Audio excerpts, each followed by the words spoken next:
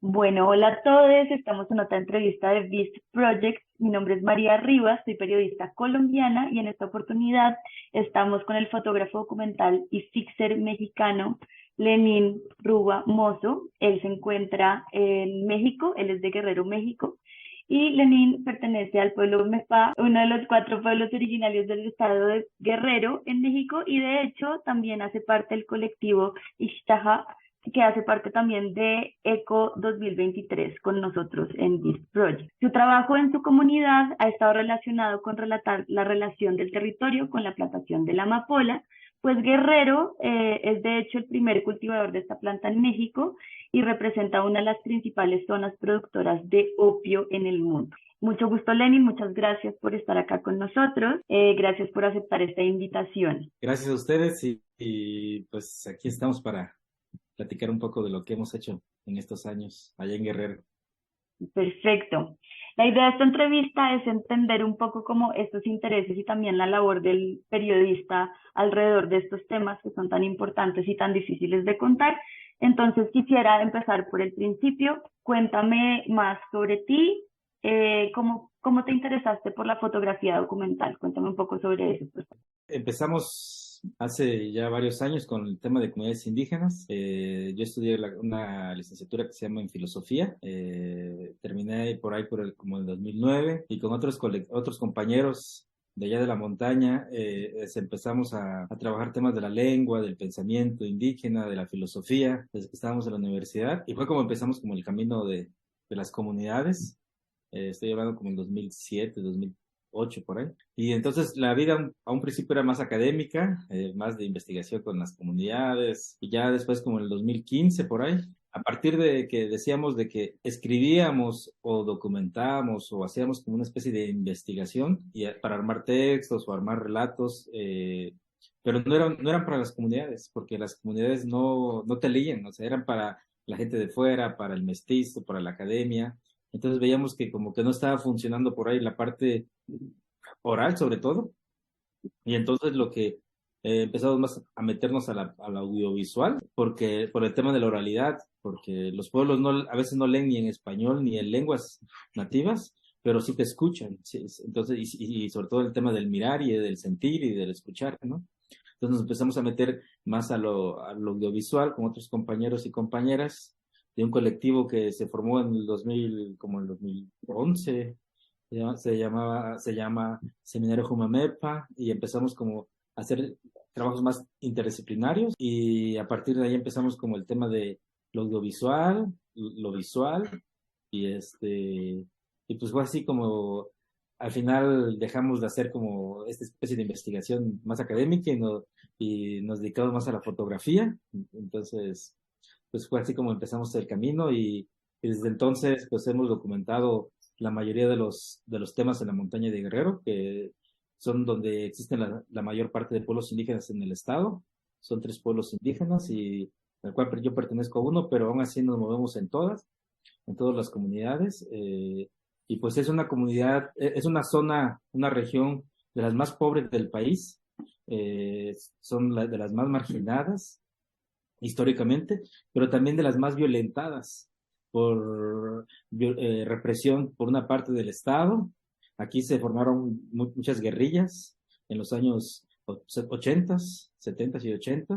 La represión fue muy, muy fuerte, muchos desaparecidos, la militarización fue muy fuerte.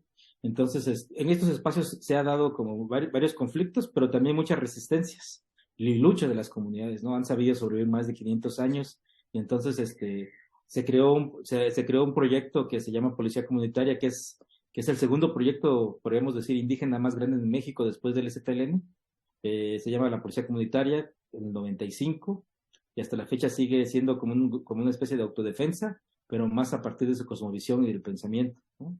Entonces ya Ok. ellos reeducan, y esta organización nos ayudó mucho a entender los procesos sociales, las formas de relación, y pues de alguna manera estamos como vinculados a estas zonas. Ahí hemos documentado todos estos casos, violación a los derechos humanos, mucha migración. Y entonces, por ser una región pobre, de las más pobres del país, fue como así llegó la goma de opio, ¿no? La semilla de amapola. Claro. Y ahí, digamos, llegaste a fotografiar. ¿Tú eres un fotógrafo también empírico o estudiaste, además de filosofía, fotografía y la parte audiovisual? ¿O fue más que todo como por buscar una forma de contar historias? Sí, pues yo mi trabajo ha sido más empírico. La fotografía ha sido más talleres, diplomados, pero nunca una carrera porque dije, me da flojera, ¿no? 4 años aquí son largas, entonces ya es mucha historia y como pues, no aguantaríamos mucho, entonces ha sido más empírico con algunos diplomados, algunos talleres, con más de especialización Ya. y del mirar, del sentir y cosas así, ¿no? Ok, también tengo entendido que eres fixer.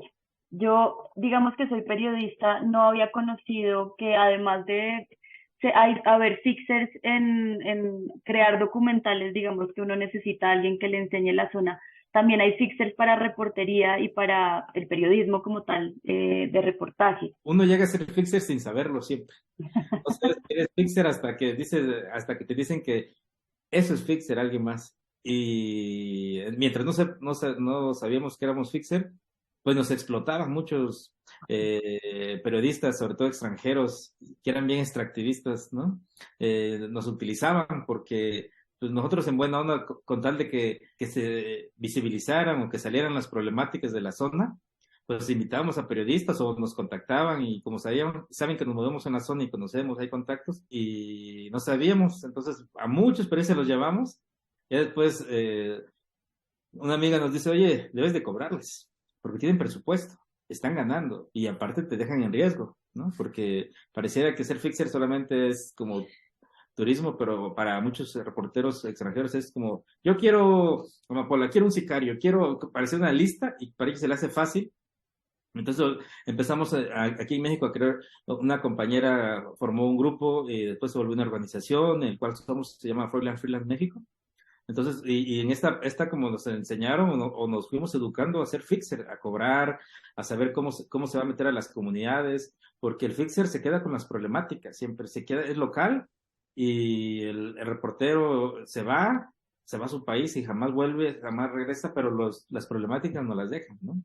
Entonces fue así como empezamos como a ver, como a pensar, a ver, cómo vamos a cobrar, cómo va a ser el tema de con qué te quedas tú, las violencias, los conflictos y así fue como fuimos madurando esa idea. Incluso a veces digo, ya no quiero ser ni fixer, ¿no? Más bien en vez de ser fixer, contrátenme a mí y ya no, a veces ya no lo necesitamos, o sea, ya podemos hacer las cosas con calidad, ¿no? A mí, cuando era fixer, digamos, o cuando hacía más fixer, tal vez me faltaba más temas de fotografía, ir trabajando más, pero ahora digo, ya no quiero ser fixer, ahora o soy productor o soy fotógrafo y punto, ya no, ¿no? Porque luego me explotaban como fixer, como fotógrafo y como chofer, y entonces hacía de todo y pues sí, se pasaron de lanza, ¿no? Y digamos, eso, juntemos un poco como esas dos cosas. Tú estás en comunidad, igual quieres hablar de esa comunidad de la que haces parte, y pues eso te llevó también un poco a ser fixer porque pues haces parte de la comunidad, de las mismas historias que estás contando.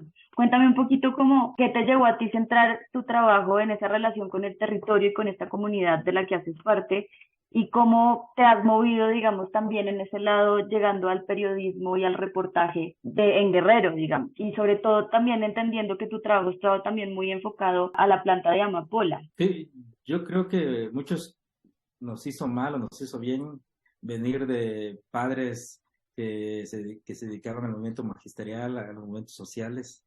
Entonces, a partir de ahí empezamos como a ver que todos los temas que hablábamos siempre era para denunciar, porque la zona donde estamos siempre hay conflictos, hay explotaciones, hay violencia. Entonces, para donde mires, había estas violaciones, ¿no? A los derechos humanos. Entonces, nuestros temas siempre eran como de denuncia, de para pues contar lo que estaba pasando, ¿no? Incluso yo me acuerdo desde chavo, desde chavillo, desde como los 17 15 años, Ya andábamos como en las marchas con gente. O sea, nace siendo militante casi, ¿no? Yo creo que las comunidades indígenas, muchos dicen es que ustedes se quejan de todo. No, más bien es porque nos han hecho de todo. Entonces, lo que haces es denunciar, Dicen contar, que nos quejamos. Le digo, no, más bien estamos contando. E incluso ese tema del periodismo, a veces digo, qué bueno que no estudié periodismo por el tema de la objetividad y que tú debes de hacerte separarte, no ser militante. Nosotros decimos a la fregada. Ponemos el cuerpo, ponemos el corazón, son nuestros familiares, son nuestros paisanos, y ni modo que muchos dicen que eres militante, llámele como le llamen, ¿no?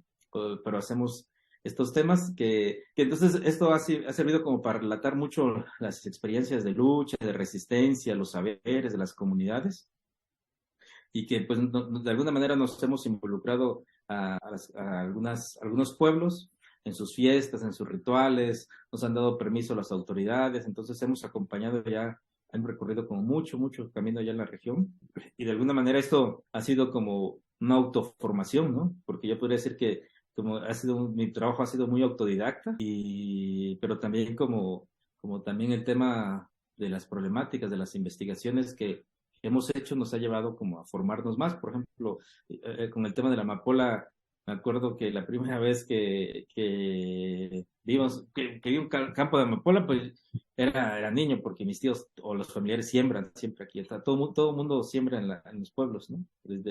Y era niño y uno no le ponía atención, ni tampoco curiosidad, o sea, es una flor más.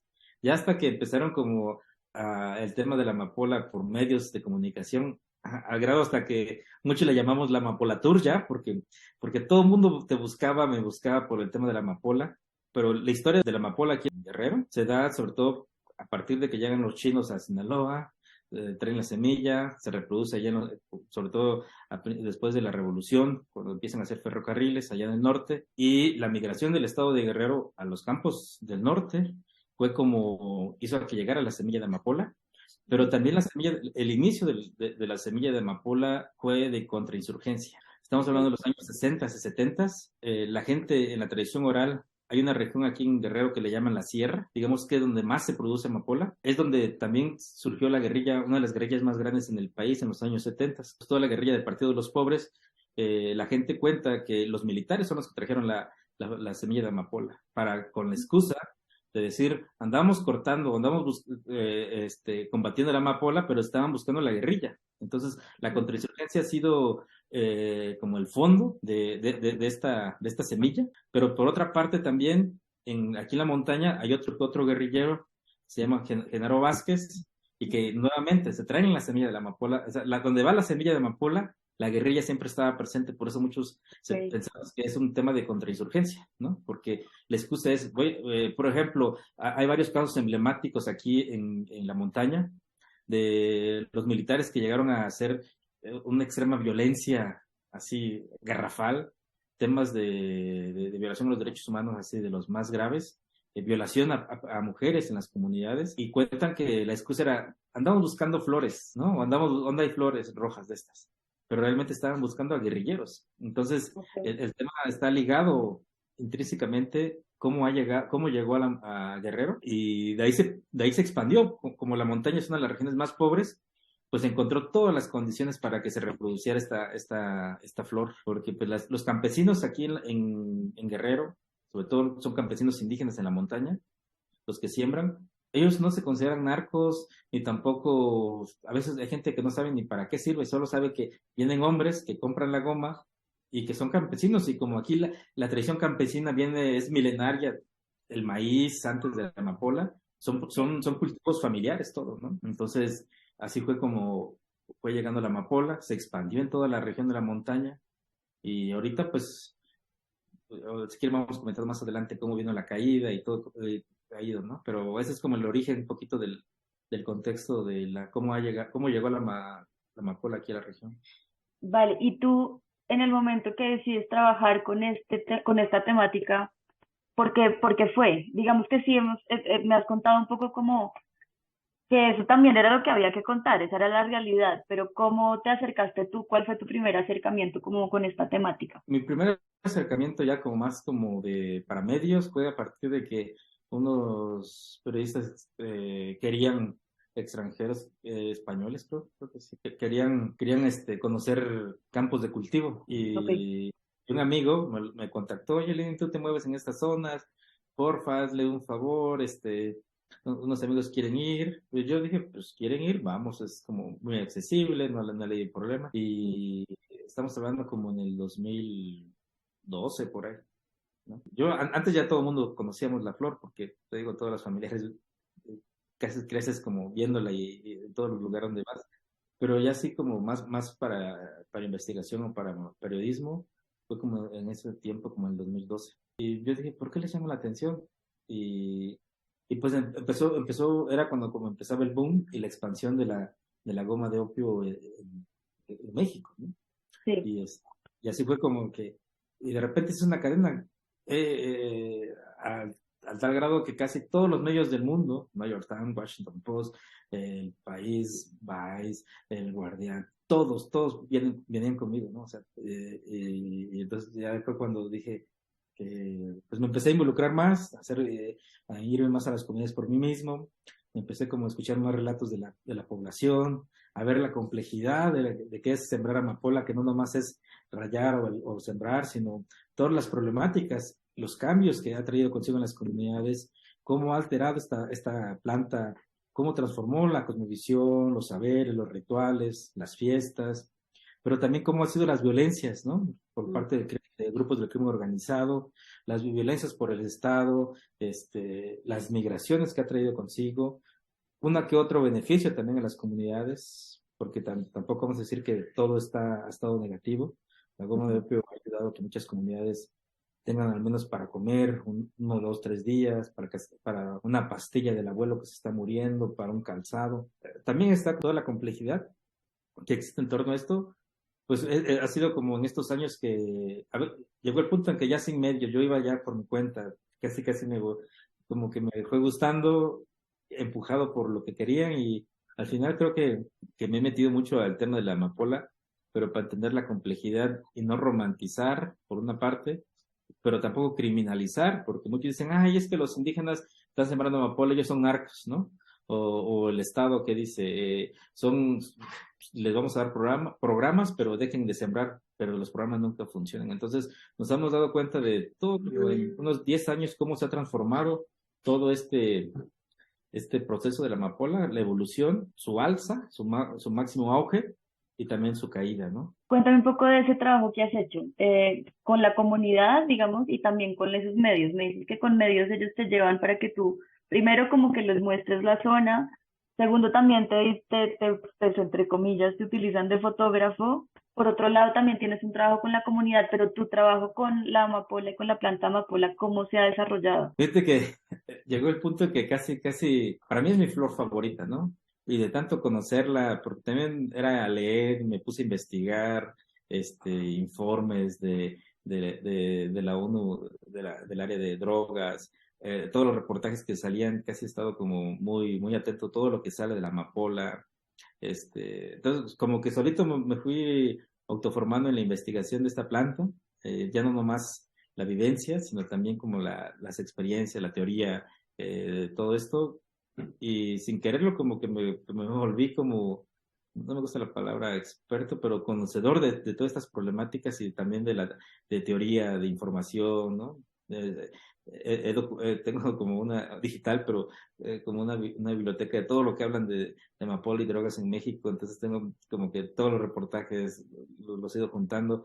Unos digo, estos güeyes no saben nada, vienen nomás a hacer turismo, y se van, ¿no? Y otros Sí. más profundos. Entonces, pero sí le hemos dado ya varios años y como que la misma problemática o el mismo tema me ha ido como jalando, me he ido enganchando de llegar tanto a que casi he hecho de todo, o sea, la complejidad, todos los temas que giran en torno a eso, como que los he vivido, los he experimentado y pues ya podría decir que sin romantizar muchas cosas todavía, ¿no? ¿Cuáles han sido los principales desafíos que has tenido con esta temática? Cuéntame un poco cómo has podido superar también, porque pues es un tema muy estigmatizado, como decíamos ahora, y difícil de tratar también. O sea, mediáticamente tienen como una idea también de lo que es la planta de opio pero pues sabemos que en la comunidad es otra historia. Cuéntame un poquito cuáles han sido como los desafíos de tratar este tema y cómo has superado esos desafíos. Uno de los desafíos más grandes es con las comunidades.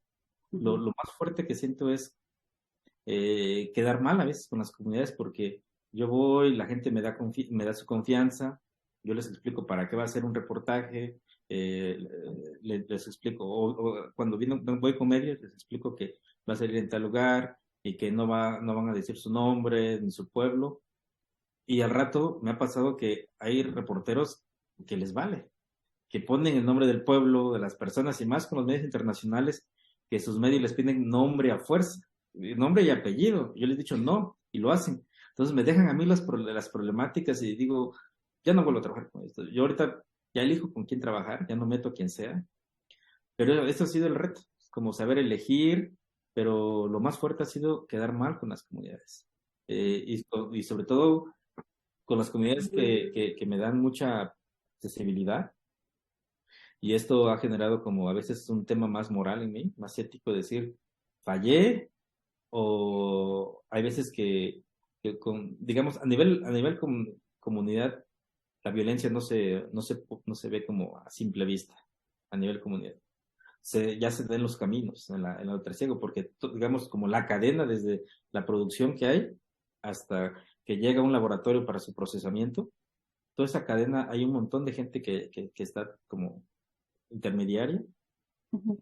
y el tema siempre fuerte ha sido como y también otro conflicto es el tema de que ya nos ubican que trabajamos estos temas, ¿no? Cada vez que hago temas de amapola o de violencia o de crimen organizado, como una semana, 2 semanas ando como tenso, pero también pensando en que este escritor o fotógrafo extranjero o nacional, ¿cómo va a terminar su texto?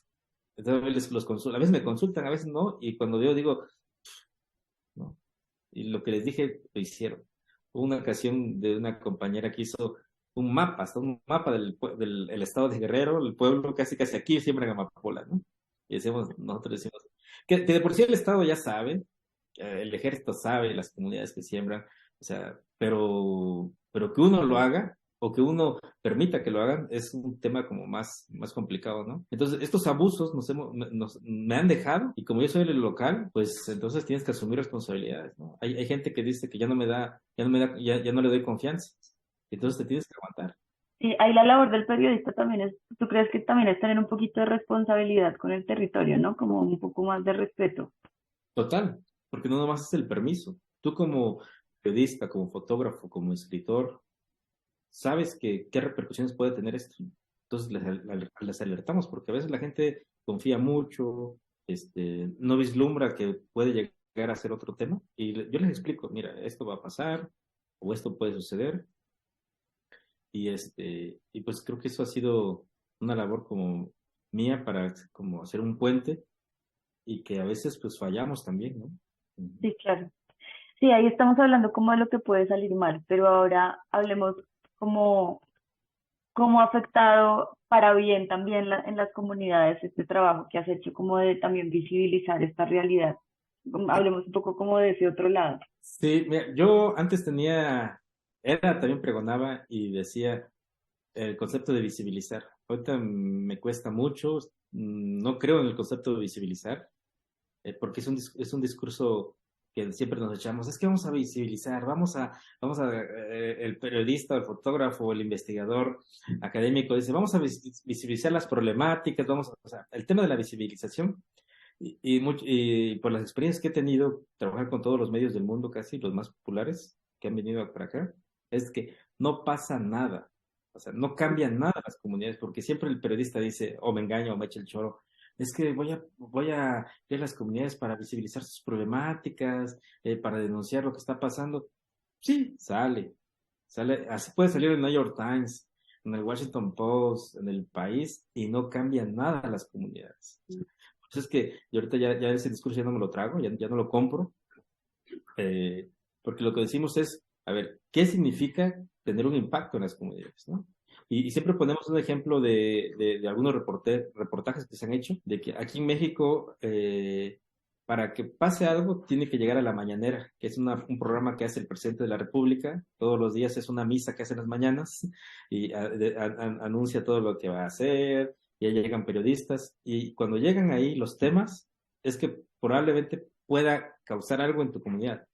Pero Ok. si nomás sale en la portada del New York Times, del Washington Post o del País o de otro medio, no pasa nada, no cambia nada. Y por eso muchos decimos, si no pega acá, y justo en esta idea del periodismo de solución, que ahorita también está un poco de en boga este tema, decimos, ¿qué pasa en las comunidades, no?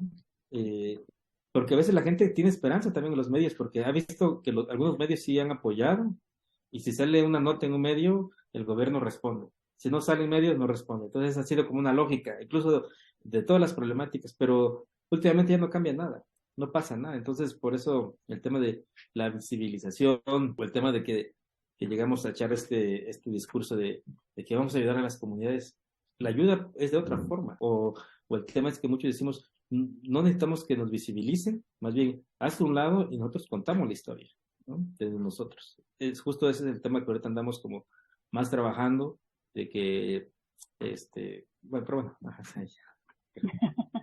No, pero sigamos ahondando un poco en ese trabajo actual, ahorita que están haciendo, como para seguir esa idea de que no se trata como de solamente visibilizar o la palabra pues no se utiliza, sino contar esas historias. ¿Qué están haciendo ahorita? Me hablas en plural, digamos, ahí también con quién estás haciendo este trabajo en la comunidad. digamos que estos temas de Amapola es más personal.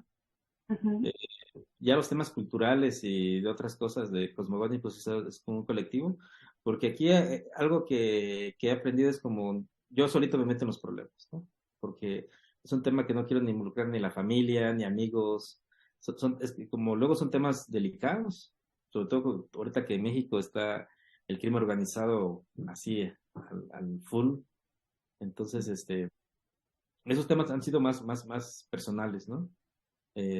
Todo lo que tiene que ver con la amapola y todo esto. Ya como somos parte de otro colectivo que se llama Shtaha, pero sí que esto es el tema más como más territorio, cultural, rituales, saberes, lengua, y también parte de los procesos sociales, ¿no? De los movimientos, todo esto.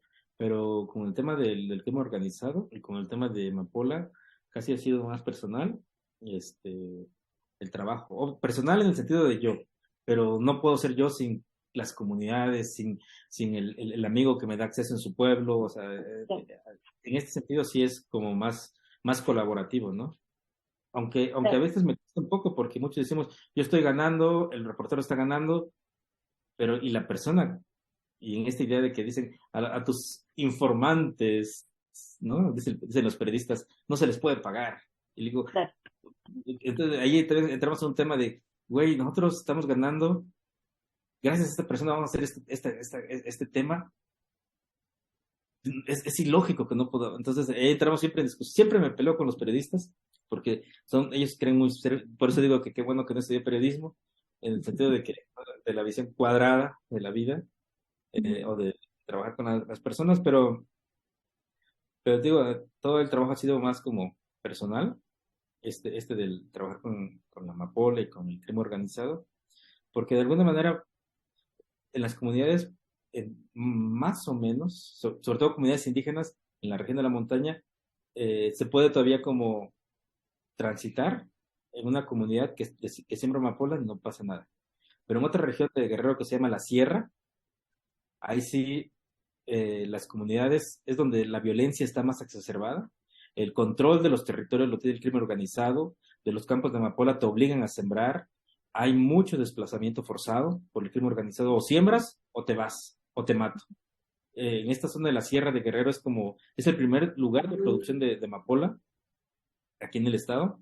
Es una región que no, si bien no es comunidad indígena, pero es campesina y que ahí fue donde inició la amapola aquí en el estado. Y los grupos del crimen organizado desde hace como unos 10 años o un poco más, digamos, del 2006, con la guerra contra el narco que echó a andar Felipe Calderón, inició una guerra ahí en la sierra. Primero la guerra por el control de la goma de opio porque estaba en buen precio, y después el crimen organizado se metió también a al tema de madera, explotación de maderas, la minería ilegal. O sea, el crimen organizado ha avanzado enormemente, que la amapola ahorita ya no es, digamos, del 2017 para acá, que vino la caída del precio. Estábamos en un precio, digamos que aproximadamente unos 25 pesos, dólares, ¿cuánto sería? Como $1,200 estaba Ok. el kilo de goma de opio, ¿no? Entonces, Ujú, hasta $1,500 estaba el kilo de opio. Y esto estaba en su boom, ¿no? Estamos hablando que duró como 5 años este precio. ujú, 2007, eh, empieza el fentanilo a meterse a Estados Unidos y fue como viene la caída hasta como $150, ¿no? O sea, ok, de wow. $1,500 a $150 la caída. Y esto generó que muchas comunidades ya no tengan un sustento, pero también generó que el crimen organizado ya no nomás busque la amapola, sino se meta a extorsionar a comunidades, se meta a violentar, a despojar y se meta al control de las carreteras. Y también a el cobro de, aquí le llaman cuotas, a Ujú, las tiendas, a los espacios de venta, se metió a cobrar. Entonces, esta caída de la amapola vino a afectar, digamos, al campesino y trajo consigo una violencia más exacerbada, ¿no? Entonces, en esta zona de la sierra que te cuento, hay varios grupos armados allá arriba, que no puedes entrar a 200, 300 kilómetros si no pides permiso ok. o si no vas con militares, ¿no? Hemos ido por allá y nos dice, los militares tienen miedo para subir esa zona. O sea, estamos hablando de Ujú, que son zonas que ya perdió el Estado y son zonas de silencio, son pueblos fantasmas.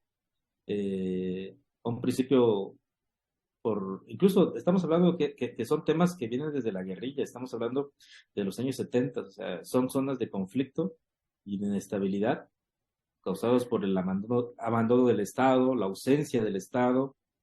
Y básicamente es esto, o sea, por muchos dicen, es que los campesinos tienen la culpa porque siembran. No, no es la culpa de los campesinos, es la ujú, ausencia del Estado, es el tema de que no hay para vivir y lo único que tienen es, así empezó el tema, ¿no? No había, entonces empezaron a sembrar y fue como la gente empezó como a ganar su dinero y ayudó mucho, entonces se regó en toda la zona ujú.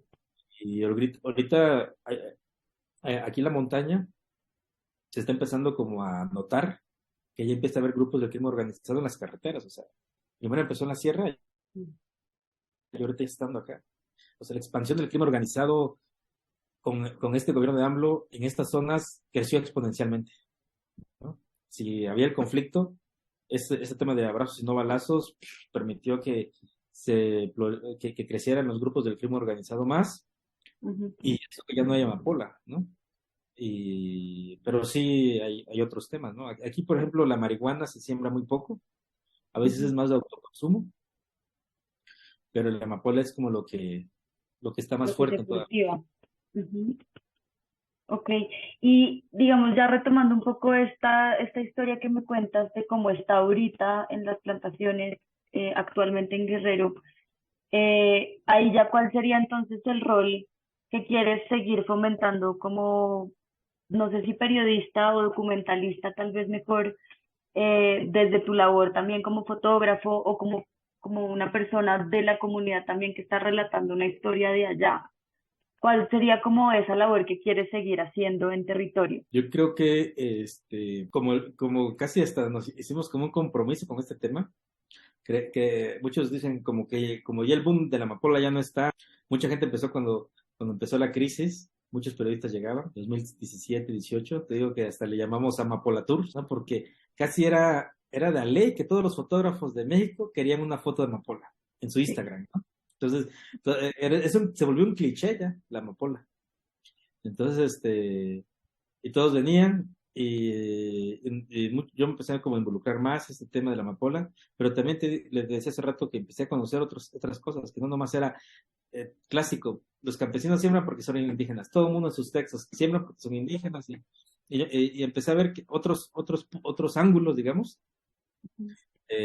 por ejemplo, cómo la amapola transformó rituales sagrados, cómo la amapola transformó la fiesta de la comunidad, cómo la amapola digamos, las consecuencias de sembrar amapola ecológicamente, las consecuencias de cómo daña el medio ambiente, al territorio, la siembra de amapola también, porque le echan agroquímicos, y estos agroquímicos matan todo lo que hay para sembrar, los agroquímicos van a dar a los ojos de agua, al río, y para sembrar amapola tienes que tumbar árboles, deforestar un espacio.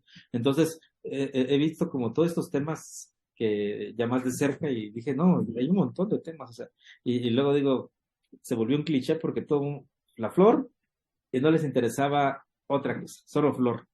Entonces, y fue como que por eso ya no quiero hacer estos amopolatours o meter gente, porque digo, para hacer esto ya lo están haciendo y aparte yo lo puedo hacer, ya no lo necesitamos. Ujú. Pero porque vienen a contar lo mismo.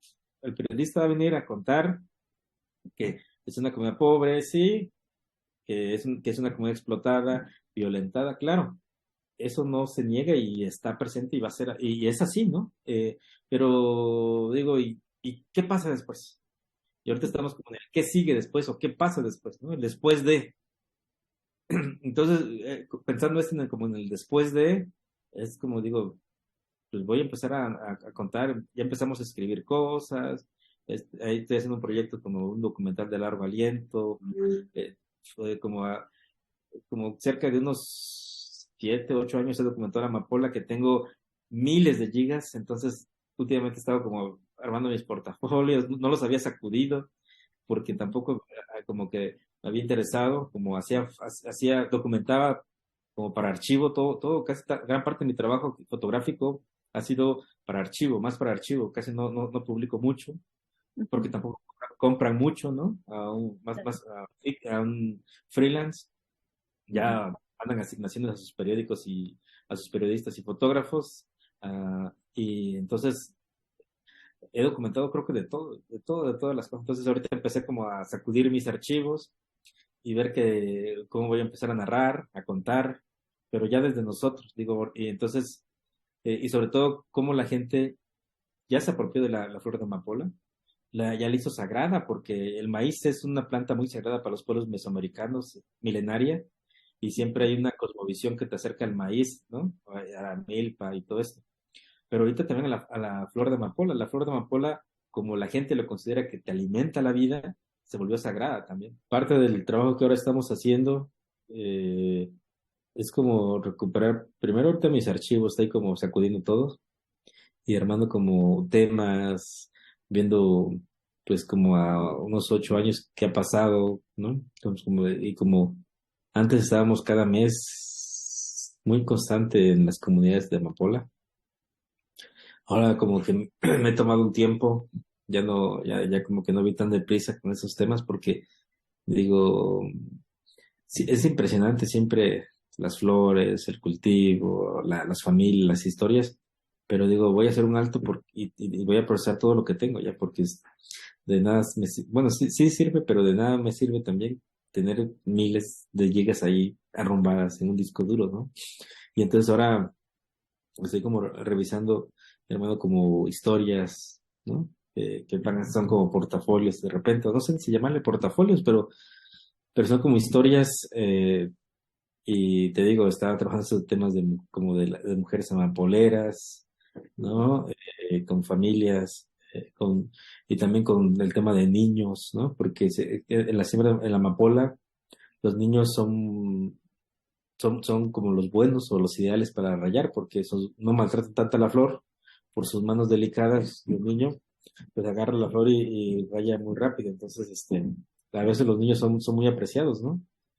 Porque son como pero también le pagas menos, entonces por eso es pero ya en el campo, pero también platicando con algunas compañeros maestros de las escuelas de esta zona, los niños saben contar toda la historia de la amapola. No es que me han dicho varios maestros y maestras que luego preguntan, a ver, ¿quién conoce esta flor? El maestro pone la flor, ya, todos los niños, ¿no? Entonces el niño sabe ya cómo funciona, sabe todo el sistema de la amapola, y también se ponen tristes cuando entra el ejército a cortar la amapola, porque también la guerra contra las drogas ha dejado mucha violencia, y entonces los niños saben que cuando llega el ejército, ya no van a tener para el calzado, para el uniforme, para los útiles escolares. O sea, los niños saben que cuando están matando la planta de amapola ya no va a haber muchas carencias, ¿no? Pero Mm. también hemos encontrado historias, para mí por eso el tema de la amapola ya no es la flor, son las historias, ¿eh? Yo estoy más como por las historias, ya la flor creo que he hecho de todos los ángulos, todos los colores de foto, ya como te digo, ya, ¿no? Pero de las historias esas siempre hay. Y hay historias que me he encontrado que también son muy duras, muy garrafales. Por ejemplo, en la calle de la Amapola de 2017, tenía un amigo que era amapolero, así nosotros le hicimos amapoleros a los que siembran amapola, y él, como te dije hace rato, nunca sembró maíz, él creció haciendo amapola, tuvo su familia, sus hijos, aquí las personas se casan muy pequeñas, de 14 años, 15 ya forman sus familias, y tienen hijos a muy temprana edad, y este compa, una vez que cayó, la gente empezó a guardar su goma, porque a veces las caídas son comunes, baja y subía. El precio nunca es estable. Pero cuando cae, guardó su amapola, había sembrado como 3 kilos, había ganado bien el peso que le iba a ir bien. Llegó gente a comprársela más barato, dijo, no, seguro va a subir. Y cuando yo fue cayendo, en menos de 6 meses el desplome, ¿no? Entonces ahora tienes 3 kilos que pensabas que con eso ibas a sobrevivir todo el año y ahora solamente tienes para un mes. Sí. Y entonces este compa así estuvo esperando, pasaron 6 meses, la tuvo que vender con un costo así súper bajísimo. Entonces ya no sabía qué hacer, no sabía sembrar maíz, tampoco era época de maíz. Y intentó irse para los Estados Unidos. Digo que la amapola trajo la migración. Unos se van a los campos agrícolas del norte del país y otros se van, el que ahorró o tiene un familiar, le ayuda para irse a Estados Unidos. Y este amigo quiso irse a los Estados Unidos, intentó pasar, lo agarraron 3 veces la migra, estuvo encarcelado, se desanimó, regresó al municipio más grande que se llama Tlapa, que es como la ciudad más grande de la montaña. Entonces, se metió de peón de albañil, porque tampoco era albañil, se metió de peón, estaba en la construcción, pero a veces encontraba trabajo, a veces no, y su familia estaba en el pueblo. Se quedó con la esperanza de ayudar a su familia. Ya tiene 3 hijos, una que estaba en la secundaria, en la primaria. Entonces, y todas eran mujeres, sus hijas. Él empezó a sentirse muy presionado y me contaba, oye, a veces me decía, oye, préstame para la comida, y allá nos solidarizamos con el compa. Y un día me entero que pues, se metió el crimen organizado de sicario. Entonces no le quedó de otra. O sea, todas estas historias, por eso digo, a veces como que hay muchas historias de esto. Entonces, él se metió de sicario en Tlapa, porque Tlapa es como la ciudad más grande que controla toda la montaña y hay varios grupos del crimen organizado. Entonces, y una vez lo encontré ahí en la calle y pues me contó su historia, diciendo, pues ya está, cualquier cosa, carnal, dice, estoy acá, ¿no? Entonces, siempre es como, cualquier cosa, aquí estoy. Me empezó a contar y dije, uy, ¿no? Entonces, Sí. Y ahí y como, digamos, tu idea con esas historias es cómo contarlas, como qué planes tienes con eso.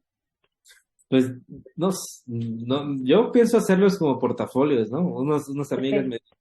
me decían, ármate un libro, ¿¿no? Porque, Ujú, digo, contemos historias de todo tipo, historias como esta, ujú, que este compa que se cae la amapola, intenta irse a Estados Unidos, no puede, regresa a Tlapa, lo explotan como un trabajador, le pagan una miseria en la ciudad, y pues termina metiéndose de sicario, y tiene como unos 2 años que ya no lo he visto. Pienso que ya lo han de haber matado o se tuvo que mover, ¿no? Y también, por ejemplo, desde hace como unos 8 años, incluso un poco más, estamos hablando de que allá en la montaña de Guerrero, en los años 80, pegó un movimiento digamos, del Partido Comunista, pega a la montaña, es una región pobre y donde concentran los pueblos indígenas la mayor parte, pero también hay un movimiento magisterial, el más fuerte en Guerrero, el movimiento magisterial de maestros, de los maestros de la CETEC, que le llaman allá, que es la coordinadora, digamos, más disidente, tiene su base fuerte y muchos somos hijos de esta generación de maestros, por eso me llamaron Lenin también, ¿no? Pero este movimiento comunista llega a la montaña y se le conoció como la Montaña Roja. Entonces, Sí. hay un personaje muy clave que se llama Otón Salazar, es un maestro comunista, que fue el que organizó muchos movimientos y muchas resistencias en la montaña, como profesor en los años 80. Y fue el primer municipio que ganó en todo el país al PRI, el Partido Comunista. Entonces, pegó tan fuerte que todos eran casi comunistas, ¿no? En la región, incluyendo muchos familiares y padres. Y por eso después hacemos esta analogía, ¿no? De la flor, la flor roja es la más identitaria, pero hay varios colores de flores. La gente cree que una flor saca más, más goma que la otra o resiste más, y pero la roja es como la más simbólica, ¿no?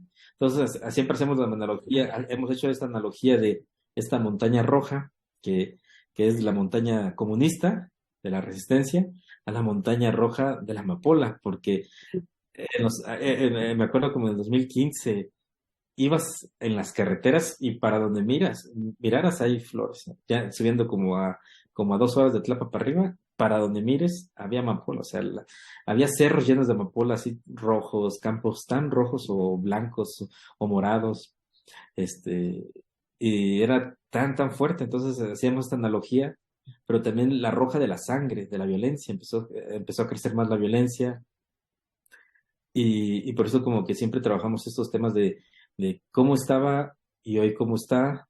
Y es curioso, el fentanil lo hizo en 6 meses lo que el Estado no hizo en más de 25 años o 30 años, ¿no? Y eso es Mm. como paradójico, pero porque son economías campesinas que van al día, platicábamos. Y ahorita la crisis de Estados Unidos, yo les decía a los compañeros allá, a los campesinos, les digo, va a subir, tarde o temprano el consumidor va a regresar a lo más natural. Llegó un punto en que ya no había campos de amapola, o sea, literalmente, para mí fue una sorpresa porque jamás imaginé tampoco que ya no encontré campos de amapola. Cuando, Sí. digamos, hay varias temporadas al año y fuimos en la temporada alta y nos costó trabajo encontrar un campo de amapola, ¿no? Y les decía que hay campesinos que siguen sembrando, pero solo para que la semilla no se pierda, ¿no? Para Ujú. que no se pierda, entonces la tienen que sembrar y la vuelven a almacenar, pero ya no para venta. Como entendiendo un poco ya esta labor que estás haciendo, entendiendo también como esta historia que ha cambiado con el tiempo, que ya no es lo mismo que era antes, y que estás planeando igual sacar como, pues entender el archivo también que has sacado, porque pues entre más uno saca, de pronto tu perspectiva de hoy cambia con la perspectiva que tenías cuando empezaste o cuando tenías otros archivos. ¿Cómo se ha transformado esa mirada? Además de que la historia ha cambiado también. ¿Cómo ha sido como tu acercamiento a estos temas ahora, a diferencia de lo que era antes? Pues yo creo que he aprendido como a ya normalizar, a no folclorizar, a no revictimizar a las comunidades, a los campesinos, a no empobrecerlos tampoco el discurso de la pobreza. A veces ya no me compro el discurso de que siembran porque son pobres. Siembran, si bien una parte de la población sí siembra porque no tiene otra forma de subsistencia económica, Ujú. había también otra población que siembra porque sembrar se hizo costumbre, se hizo cultura ya. Entonces ya lo siembras por costumbre. O ya lo siembras porque pues no, obviamente no tienes de otra, pero ese discurso de la pobreza, así como muchos dicen, es que se metió al crimen organizado o se metió de sicario porque no tiene otra opción. Muchos decimos, ya no romantizamos eso. Sabemos que hay gente que sí, pero también sabemos que hay gente que lo hace por costumbre, por cultura, por herencia familiar. Entonces, en torno a la amapola existe un montón de historias y esas son las que me gusta contarlas ya últimamente, porque como que digo, ya vi que hicieron los medios, ya vi que hicieron los fotógrafos y digo, ya no quiero hacerlo eso. Y si lo voy a hacer, lo voy a hacer de otra forma, ¿no? Y aparte, con otras historias.